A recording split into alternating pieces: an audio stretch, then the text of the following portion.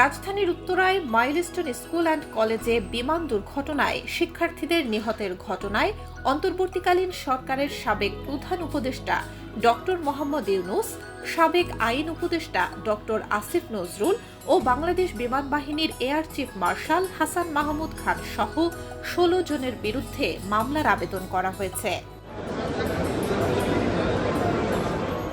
বৃহস্পতিবার সকালে ঢাকার মেট্রোপলিটন ম্যাজিস্ট্রেট আরিফুল ইসলামের আদালতে মামলাটির আবেদন করেন নিহত শিক্ষার্থী উক্কো ছাইং মারমার বাবা উসাইমং মারমা।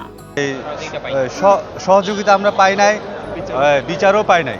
তো এটার জন্য আমি সব জায়গায় কিন্তু গিয়েছি, যাওয়ার পর অ্যাপ্লিকেশনও দিয়েছি, কিন্তু সরকারের পক্ষ থেকে আমাদেরকে কোনো সুরাহা করে নাই।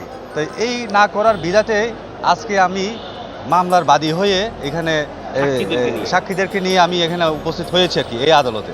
আল্লাহর আসর পর্যন্ত আমাদের চোখের পানি যেন কেঁপে যায়, কিন্তু এই বাংলার মানুষের চোখের পানি কাঁদে না, হৃদয় কাঁদে না, এদের পাশে কেউ দাঁড়ায় না। এইগুলো ঘটনা ঘটেই যায়। আমি নিহত নাজিয়া নাফির বাবা। আমাদের তখন দুটা সন্তানই ছিল, আমাদের দুটা সন্তানই শহীদ হয়েছে। সবার কাছে দলমত নির্বিশেষে সবার কাছে গিয়েছি, সবাই আমাদেরকে আশ্বস্ত করছে, কিন্তু আশ্বস্ত করতে করতে আর কি দীর্ঘ 10 মাস প্রায় অতিবাহিত হতে যাচ্ছে, আমরা কোনো ন্যায় বিচার পাইনি।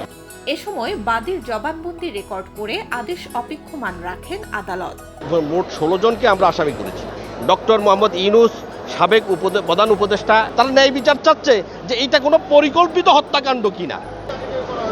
আসামি এখানে মোট 16 জনকে আমরা আসামি করেছি। 16 জনকে আসামি করেছি আমরা। ডক্টর মোহাম্মদ ইউনূস, সাবেক প্রধান উপদেষ্টা এবং প্রতিরক্ষা বিষয়ক উপদেষ্টা অন্তর্বর্তীকালীন সরকার, গণপ্রজাতন্ত্রী বাংলাদেশ সরকার। তিনি নেগলেসিস ছিল, তিনি ওখানে দায়িত্বে থাকার পরে এই বিমানটি ত্রুটিজনিত বিমানটি কেন উদয়ন হলো এই কারণে, এবং তিনি জাতির সাথে একটা কমিটমেন্ট দিয়েছেন যে এদেরকে আমরা সর্বোচ্চ ক্ষতিপূরণ দিব। তাকে দুইটা সেকশনে নেওয়া হলো, 304 এবং 418-তে 2 সেকশনে। বাদীপক্ষের আইনজীবী এ কে এম শরীফ উদ্দিন এই তথ্য নিশ্চিত করেন।